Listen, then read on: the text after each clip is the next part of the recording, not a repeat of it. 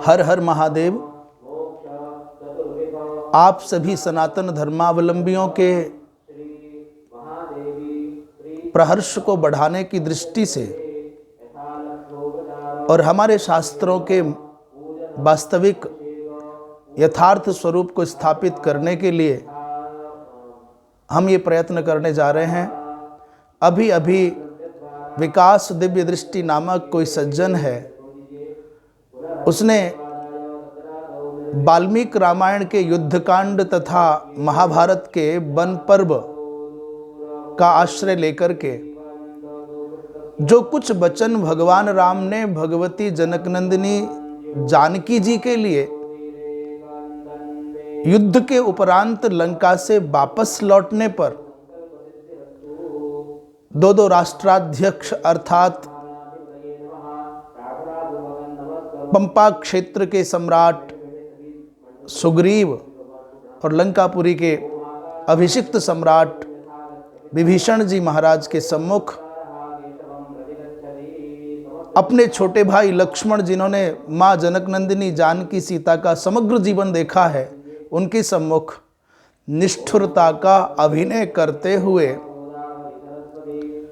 कुछ ऐसे कठोर शब्दों का प्रयोग किया कि जिन शब्दों को बोलने में भगवान राम को कितनी कठिनाई है ये तो पता नहीं, और उन कठोर शब्दों के प्रयोग का उद्देश्य क्या है ये आज के साधारण मनुष्य क्या समझ पाएंगे। परंतु विकास दृष्टि कहते हैं, विकास दिव्य दृष्टि कहते हैं कि मेरी जीभ कट जाए बोलने से पहले, इतना मुझे डर लगता है, इतना मुझे दुख लगता है। वो प्रकरण क्या है समझ लें। रावण के आतंक का अंत करके भगवान राम ने भगवती जनकनंदिनी जानकी को मुक्त कराया, और जब सीता जी आने लगी तो भगवान राम जानते हैं कि संसार बड़ा विचित्र है, इसकी जिह्वा है बहुत छोटी पर चलती बहुत दूर तक है, देर तक है, और कुछ भी बोल सकती है, कभी पलट सकती है। कितना भी प्रयत्न कर लो मैं राम हूँ, मैंने रावण का अंत किया है, ये सुख संसार की स्मृति में बहुत कम रहेगा। परंतु सीता जी जैसी थी वैसी ही लंकापुरी से आने पर मैंने स्वीकार कर ली है, ये बात संसार के खुरापाती मन में हमेशा बनी रह सकती है। और देखो, इतनी सावधानी रखने के उपरांत भी आप जैसे लोगों के चित्त में आज भी शंका है तो और क्या कहा जा सकता है। उस समय यदि किसी रजक के, किसी धोबी के चित्त में सीता जी को लेकर के, उनके सच्चारित्र को लेकर के कोई आशंका थी, तो कौन आश्चर्य आज लाखों वर्षों के बाद आज भी आपके चित्त के परिमार्जन, परिक्षालन के लिए आवश्यकता पड़ रही है। इसलिए कुछ कठोरता का अभिनय करते हुए अपने अंतरंग गुप्त उद्देश्य को पूर्ण करना राम चाहते हैं। और इस सारे के सारे प्रकरण का पटाक्षेप भी इसी अध्याय में हो गया। पर कुतर्की नास्तिक विधर्मी, इनका तो उद्देश्य है ना अपने मन की मलिनता को मक्खी की भांति प्रयोग करना है।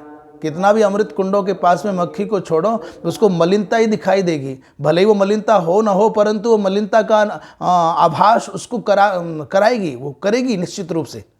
समग्र प्रकरण में पूरी राम सीता के पावन चरित्र में आपको यही प्रकरण मिला।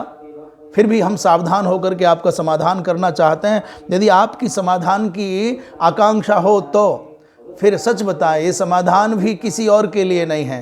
जो सुजन, जो साधु, जो सज्जन, जो सदाचारी, जो भगवान राम के प्रति आस्था रखते हैं, भारतीय संस्कृति के प्रति आस्था रखते हैं, उनके चित्त के प्रमोद के लिए है।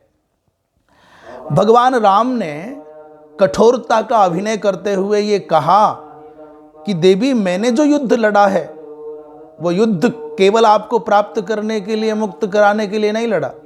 ये मेरी कुल की प्रतिष्ठा है, ये मेरे पौरुष की प्रतिष्ठा है।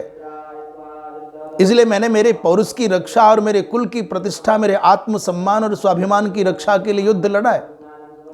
इसलिए अब आप सुवृत्ता हों अथवा असुवृत्ता हों, हे मैथिली नोत्सहे परिभोगाय स्वावलीढ़म हविर यथा।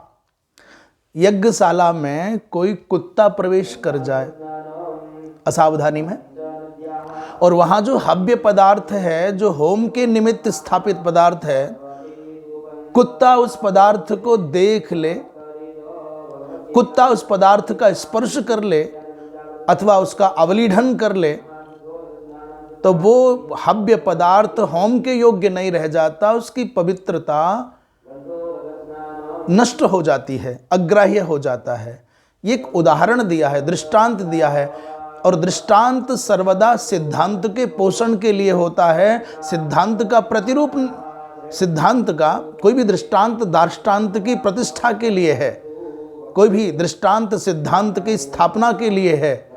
तो तात्पर्य यह है कि जैसे यज्ञशाला में स्थापित हव्य पदार्थ अथवा अन्यत्र कुत्रापि उस स्वान के द्वारा स्पृष्ट अवलीढ़ अथवा दृष्ट होने पर उसकी पवित्रता नष्ट हो जाती है, वैसे ही आप सीते परम पवित्रा हो, परंतु रावण सदृश, ये जो स्वान शब्द का प्रयोग है तुलसीदास जी भी करते हैं। इत उत चला स्वान की नाई, स्वान की नाई, रावण को स्वान का संबोधन किया है। तो भगवान ने कहा कि भाई सुवृत्ता हो अथवा असुवृत्ता हो, आप जैसी भी हो, परंतु अब स्वीकार्य नहीं हो सकती, इसलिए जहाँ जाने का मन है वहाँ जाओ। इतना सुनते ही सीता जी के ऊपर तो क्या बीती होगी, ये तो भगवती जनकनंदिनी जानकी जाने, अथवा इस अभिनय को करने वाले राम जाने, अथवा राघव के अभिनय के मर्म को जानने वाली सीता जाने, पर इसके अलावा कोई न जान पाया, लक्ष्मण भी न जान पाए। बानरों ने सुना तो बानर भी ऐसा लग रहा है कि जैसे गतासु कल्पाह जाता के बोले बानराहा, बानर गतासु कल्प जाता, गताह असवह जैसांते गतासवह, और तत्कल्पा माने तत्सदृशाह, माने ऐसा लगता है जैसे बानरों के शरीर से प्राण निकल गए हों, और केवल बानर ही नहीं, बोले सलक्ष्मणाह, लक्ष्मण की भी दशा वही हुई जो बानरों की हुई। कभी आज तक राघव की वाणी में ऐसा कठोरता, ऐसी कठोरता लक्ष्मण ने भी नहीं देखी, और बानरों ने तो कभी राम को इतना कठोर देखा ही नहीं, इसलिए आश्चर्य हो गया। बस जो राम चाहते थे उनके संकल्पों के अनुसार उनके उद्देश्य की आपूर्ति होने लग गई। जैसे ही भगवान राम ने इन शब्दों का प्रयोग किया तो व्यष्टिगत मन मात्र नहीं, समष्टिगत मन भी कंपित होने लगा। दसों दिशाएं ऐसा लगता है जैसे वेदना से, सीता जी की वेदना से एकाकार होकर के धरा कंपित हुई,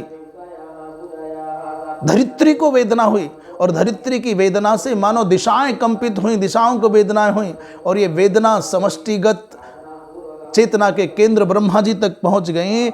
इसलिए सद्य ब्रह्मा जी महाराज अग्रिम श्लोक में 17वें श्लोक में लिख रहे हैं कि ततो देवो विशुद्धात्मा विमानेन चतुर्मुखः।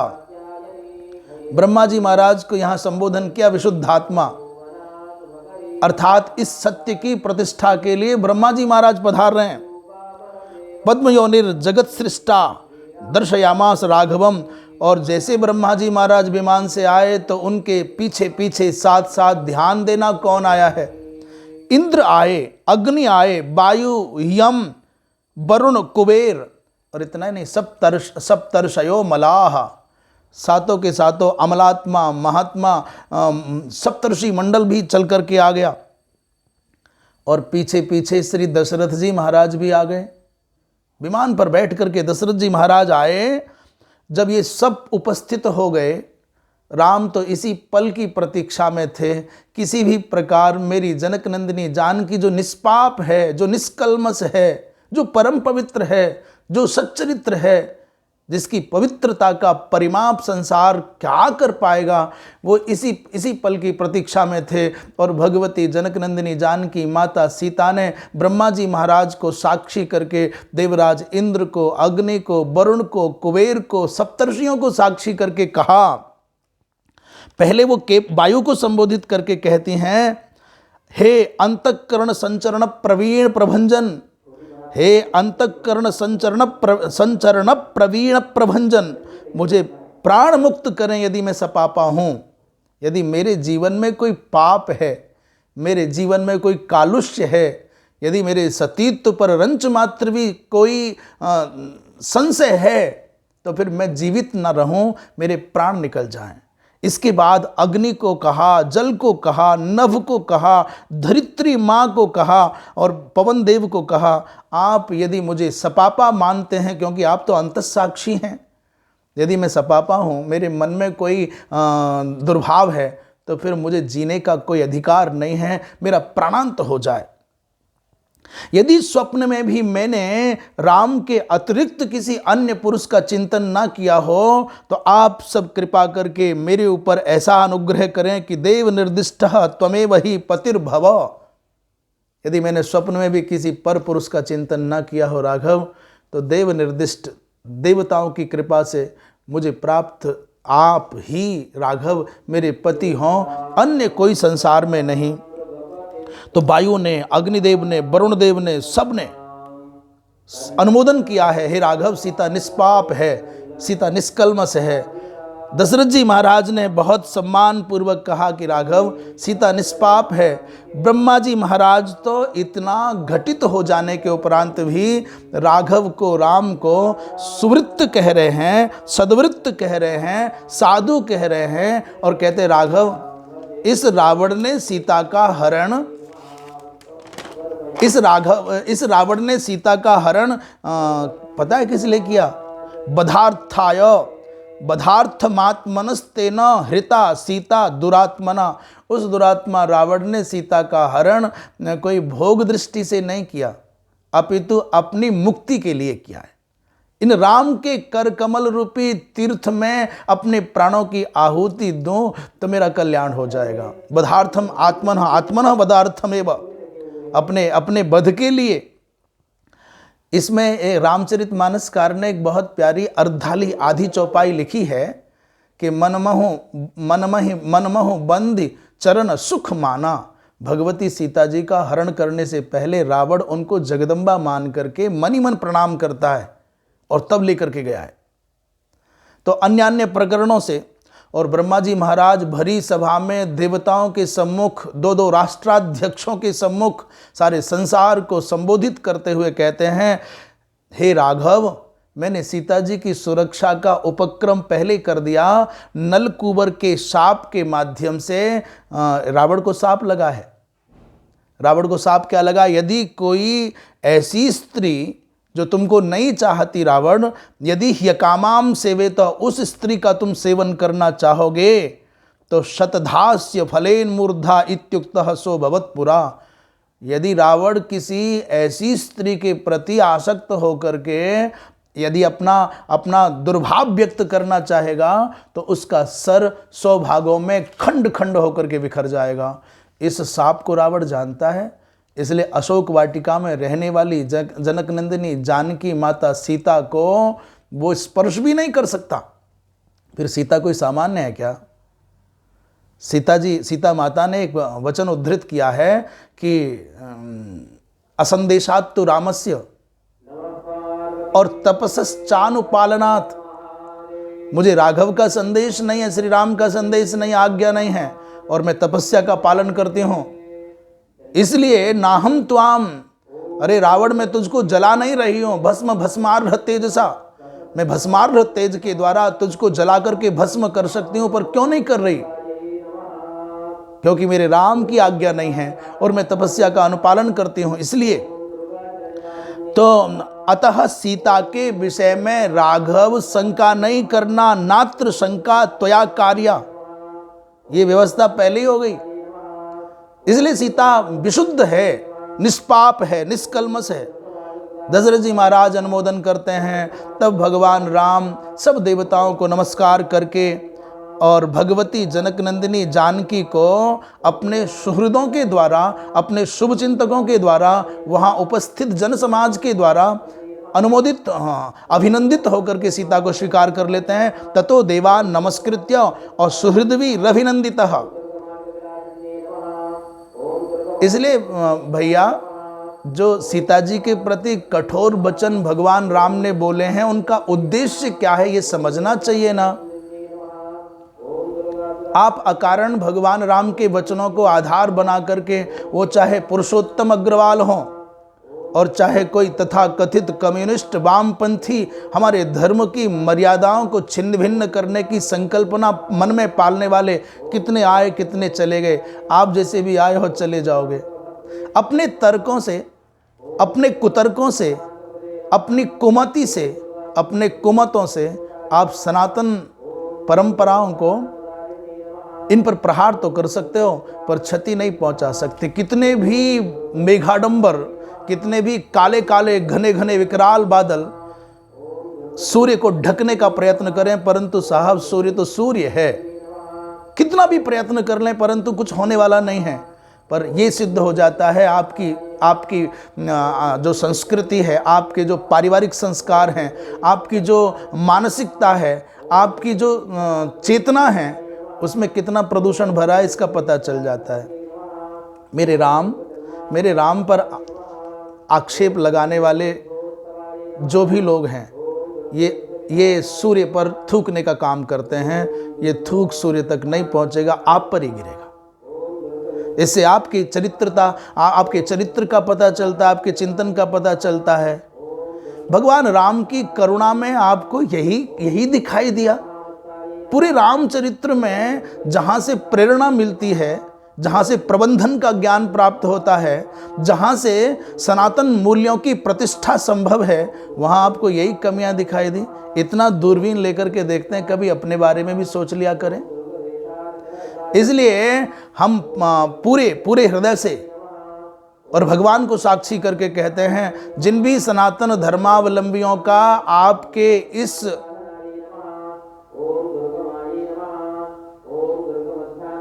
आपकी इस बकवास से जो दिल दुखा है, आप दिव्य कीर्ति कैसे हो जाएंगे? सज्जनों का चित्त व्यथित हो आपके आचरण से तो आपको कीर्ति कहां, आप अभागे हैं। सत्कीर्ति तो वही है जिसमें सज्जनों का हृदय प्रमुदित हो और दुरात्मा दुखी हो। और तुम्हारे वचनों से तो दुरात्मा, दूषित मानसिकता के लोग ही प्रसन्न होंगे। इसमें सनातन धर्म का कहाँ उपकार हुआ?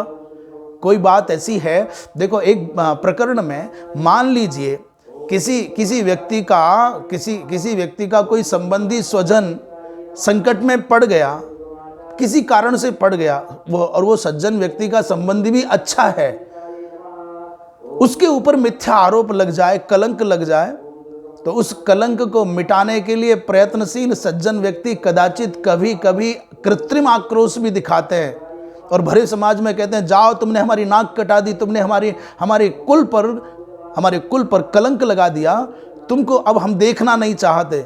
इसका उद्देश्य ये नहीं होता कि उसको त्याग रहे हैं।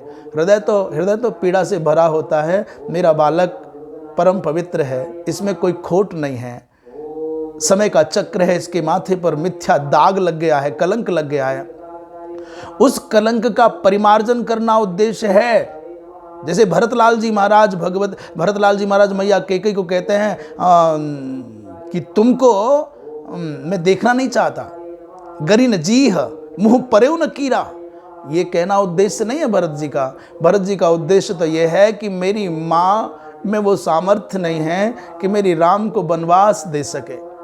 ये लीला तो सूत्रधार तो राम है, पर बेचारी मेरी मैया के माथे पर मिथ्या कलंक लगा है, इसे मुझे मिटाना है। इस उद्देश्य को ध्यान में रख करके कठोरता का अभिनय भरत करते हैं। ठीक वैसे ही मेरी सीता के माथे पर मिथ्या कलंक लगाने वाले समाज का मैं निराकरण कैसे कर पाऊंगा, इस उद्देश्य को ध्यान में रख करके कृत्रिम आक्रोश, कृत्रिम कठोरता, कृत्रिम क्रूरता का अभिनय भगवान राम करते हैं। और जैसे ही भगवान राम ने आक्षेप लगाया तो जानते हैं क्या हुआ है? ब्रह्मा जी आए हैं, देवराज इंद्र आए हैं। ये कोई सामान्य घटना नहीं और सबने सीता जी की पवित्रता की साक्षिता दी है।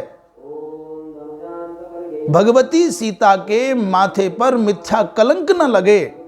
और इतनी सावधानी करने के बाद भी देखा ना आपने, आपके जैसे मुझे तो लगता है आज भी वो रजक, वो धोबी मरा नहीं, व्यक्ति चला गया पर प्रवृत्ति नहीं मरी। आप जैसे वंश परंपराओं का निर्वाह करने वाले रजक सदा रहेंगे। पहले से भी थे, आज भी हैं और आगे भी रहेंगे, पर मेरे राम तो दिव्य देदीप्यमान दिव्य भास्कर के समान हैं। उन पर कितना भी तुम प्रयत्न कर लो, आक्षेप लगा न पाओगे। तो मैं सज्जनों के प्रमोद के लिए बड़े विश्वास पूर्वक कहूँ, ये छोटे छोटे प्रहार सदा से होते आए हैं, सदा तक होते रहेंगे। हम इन सब आक्षेपों का निराकरण करते हैं और अपने अपने स्वरूप में, अपने स्वभाव में आनंदित रहना है। हमें किसी के प्रभाव की कोई परवाह नहीं है। हमें न किसी के प्रभाव में जीना है, न किसी अभाव में जीना है। हमको अपने स्वभाव में जीना है, क्योंकि हम आनंद घन भगवान राघवेंद्र के भक्त हैं। हर हर महादेव।